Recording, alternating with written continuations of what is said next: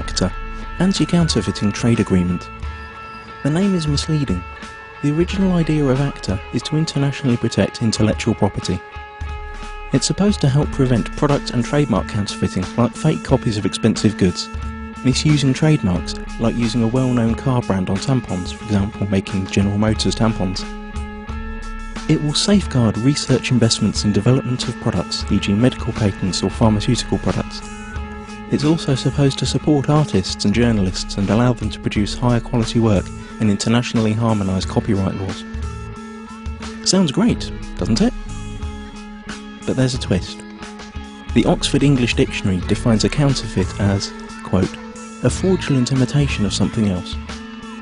But when a file is copied on the internet, it is exactly the same as the original, not an imitation, and it is not stolen since the original is not removed. The information is simply being shared free of charge, so counterfeiting has nothing to do with it. Let us explain. Intellectual property is never really defined within ACTA. It could mean trademarks, or it could mean any idea or information which later could be copyrighted, restricted and criminalised. This will have a tremendous effect on the internet as we know it.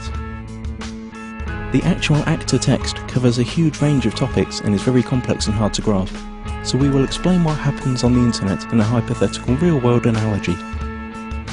Imagine paying for a cookery course. During this course you learn how to cook some really tasty fried chicken. Then you return home and teach the recipe to your wife. But here's the catch. According to ACTA, you are now both criminals since you shared that information for free when only you had paid to learn it. The ACTA regulations are clear. When you're suspected of sharing copyrighted information, depending on the country you live in, then your access to any kind of courses will be blocked, you will be fined or sent directly to prison. But surely no one would find out that you'd shared the knowledge of the secret fried chicken in private at home. And you're right. Under current law, no one would. But ACTA deals with this through excessive surveillance.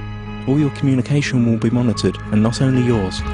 Your family, your friends will all be observed, just in case. But you don't need privacy, civil rights or liberties, because you have nothing to hide, do you? Now that you know the principle, let's see how it will be applied on the internet when ACTA comes into effect. You can imagine your internet connection like a conveyor belt running in two directions. Along the conveyor belt, packets of data are coming in and going out of your computer. Under ACTA, ISPs, the company you pay for access to the internet,